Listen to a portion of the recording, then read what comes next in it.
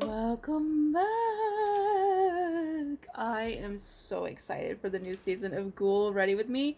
I'm stepping it up. This actually did not take me nearly as long to get these contacts in as the last look I did. So, we're learning. There's a learning curve here, okay? So, for those of you who are new to the channel, GhoulRWM is where I tell you a spooky story that I made up while I do spoopy makeup.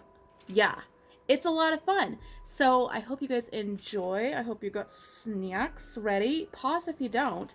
And let's get on into it. If you guys want to know what I'm using, I will leave it down in the description box. But without further ado, let's get a little spoopy, shall we? Story takes place back in the early 1930s, okay? Very small town, USA. And there was this town that had an opening for a doctor, and they happened to get one from Germany. He, you know, obviously was trying to escape the situation that was brewing there. And he was a very competent doctor, and they, you know, kind of loved him. Like, they hadn't had anyone that had a lot of huge medical training. He went to, you know, Munich and like got all these, you know, medical accolades basically. So they never had a doctor that was like that fancy schmancy basically. So they're like, okay, he's a little quirky, but he's European, you know? Like, they just kind of chalked it up to that. Because, you know, sometimes there's a fine line between brilliance and insanity. And Dr. Feinberg kind of walked that line. Kind of teetered a little this way or that. So they kind of got used to his unusualness. You know, he kind of cements himself in the community, basically. He's, you know, on the medical board at the hospital. He, you know, does things for the kids at Christmas and Halloween, and, you know, just really sort of cemented that he's a part of the community and that he and his wife were there to stay, and they were going to, you know, stay a part of the community no matter what was going on in the world. So he and his wife become a very important part of the community, and they constantly did a lot of charity work and stuff like that, you know, involved in the local churches, that kind of thing. And then suddenly his wife got ill, and she was the picture of health, and he just didn't really take it well. He couldn't figure out what was going on. None of the other doctors could figure out what was going on. They had to go to bigger cities and run a lot of tests on her and stuff. And of course, him being a doctor, he understood all the medical jargon that they were saying. And he couldn't really make sense out of what was going on either. Keep in mind, this is the 1930s. You know, like, medical progress wasn't what it is now. So she was deteriorating fast. They couldn't figure out why. And he ended up quitting the hospital, but he, like, stayed on kind of part-time, you know, to help out when they needed him to. But for the most part, he stayed home with his wife because that was what he needed to do, basically. And nobody thought anything of it, because they thought, you know, he was a good husband, he was a good man, and it was fine. And things kept going like that for a while. Like, he, you know, still helped out with, like, charities and stuff like that. When she was feeling up to it, she would join him. And when she wasn't, she didn't. And he would just sort of make his excuses for her. Well, as time went on, people in the town started seeing her less and less, and they took that as a sign that things were getting bad. And they still hadn't figured out what exactly was going on with her. She was just very weak and, just couldn't really do a whole lot. And nothing really seemed to be helping.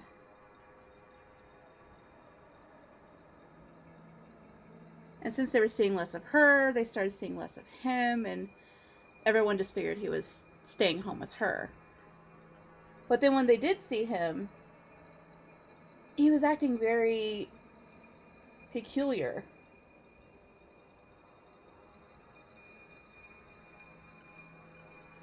And again, everyone just sort of talked it up to, well, his wife's dying of some mysterious disease. And again,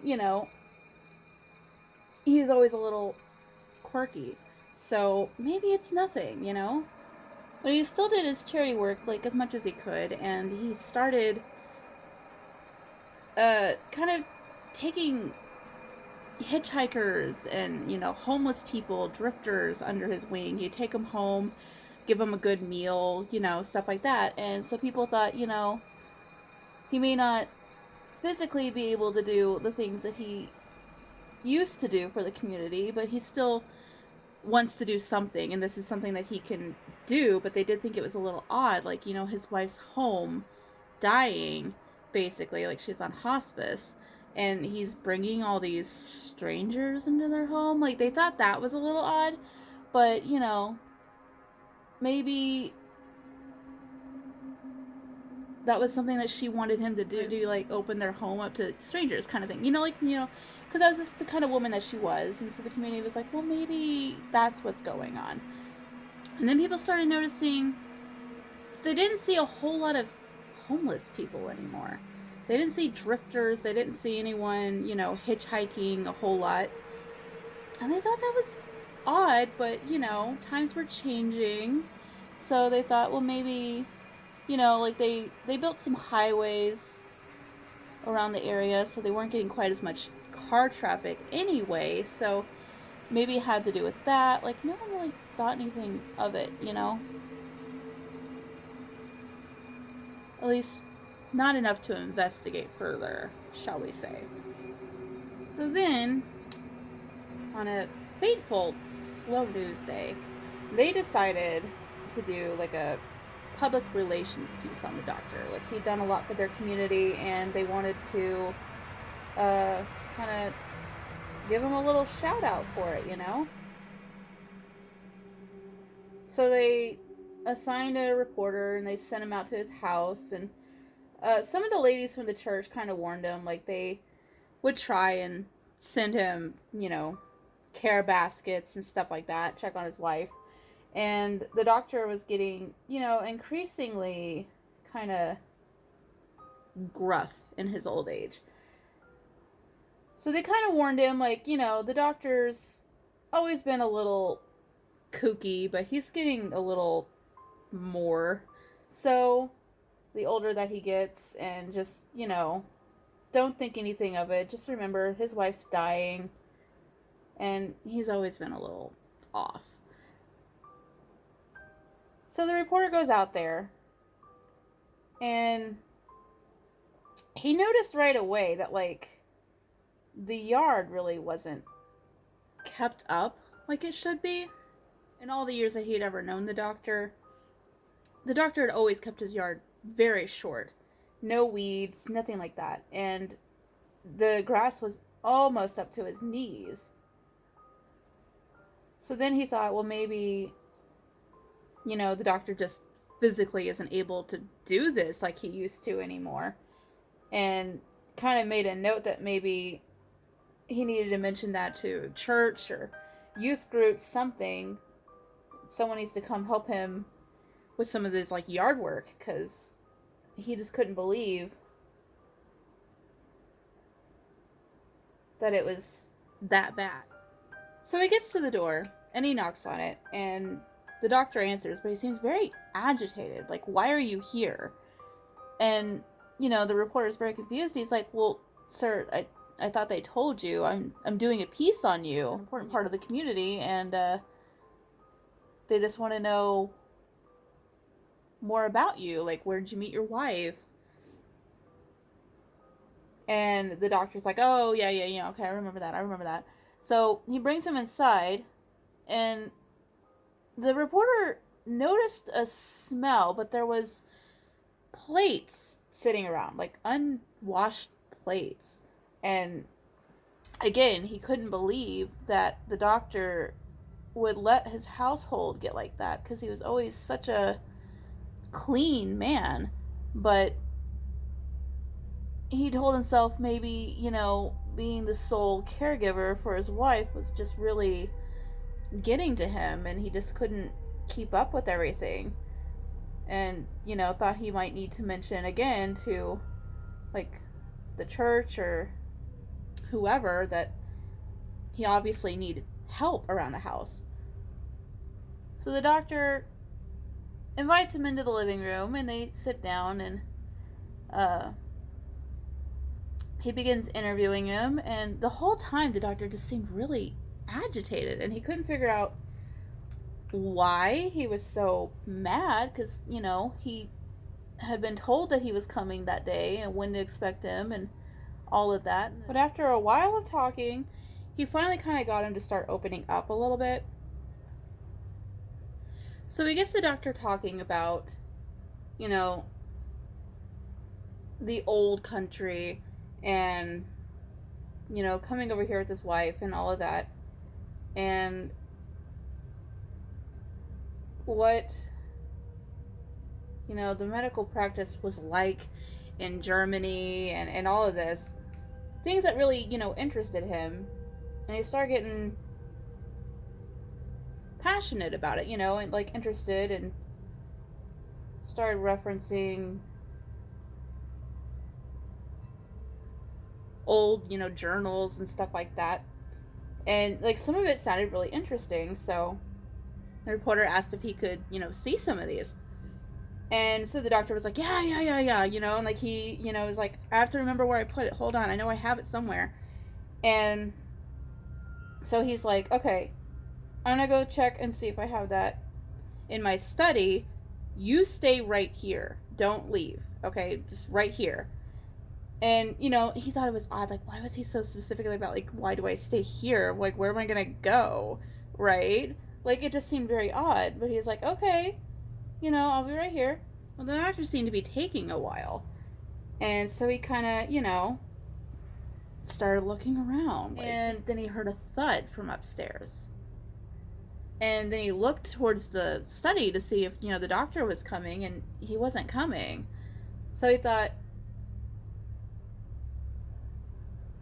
something's happened to the wife or something. That's, where their bedroom was upstairs. So he's like, well, his wife's probably up there. She must have fallen out of bed or something. And maybe he couldn't hear that she just thudded. So he goes up the stairs, and he's sort of, kind of tentatively calling out for Helga, which was his wife's name, to see if, she was able to respond. He wasn't getting any kind of response. So he went to the first room up there, because he wasn't really sure where the bedroom was. He just knew that their bedroom was upstairs.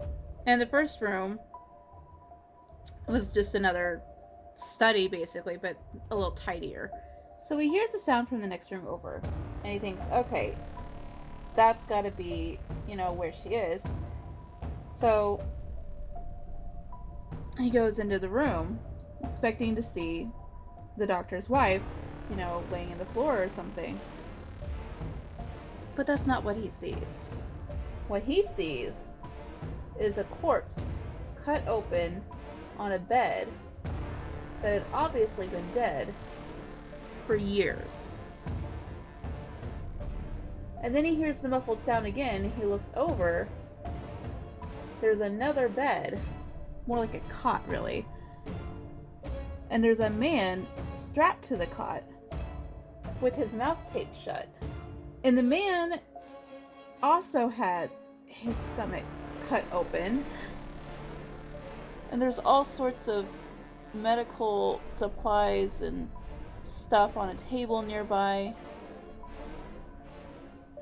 And there was all these, like, clamps and stuff inside his abdomen to stop bleeding. But obviously the man had no pain meds or medications or anything of the sort.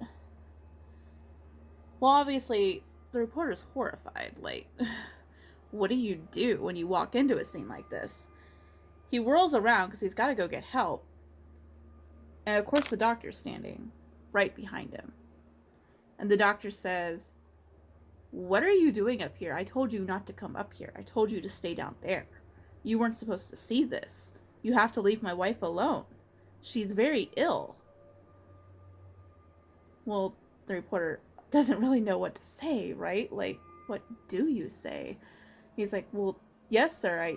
I know that she was very ill, but she's not here anymore." The doctor looked at him like he was crazy, and he's like, "She's right there.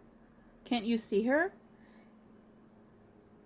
And the reporter says, well, yes, sir, but that's not your wife anymore." And he said, No. She's just fine. She's just fine. I have to find the right parts. No one's had the right parts. She'll be okay. I can do this. I studied in Munich." Well, at this point, the reporter realizes he's in way over his head, and he really needs to go and get some help. And it's like the doctor was reading his mind. He shut the door, and he said, "You look like a young man. How old are you again? Do you smoke? Any excessive drinking?" Well, the reporter didn't really know what to say to that, but he's looking around trying to figure out a way out of here, and there really wasn't any other way out. Well, the community was grieved to find out that one of their best reporters had some sort of auto accident. Car slammed into a tree and caught on fire. There really wasn't anything of his body to be found. The doctor was so upset he even went to the funeral, but everyone around him was confused because he just kept saying something about didn't have the right parts. So that was that, you guys. I hope you enjoyed this little duochrome skull moment. I'm kind of digging it. The mouth's a little funky. I might have to go in and fix that, but this was this. I hope you guys enjoyed your first Ghoul Ready with me, and I have some other really fun ideas coming up, so stay tuned. I will, of course, have this in the playlist. If you guys are not caught up on Ghoul Readies with me from last year, I suggest you watch the playlist. And yeah, see you in the next one. Bye.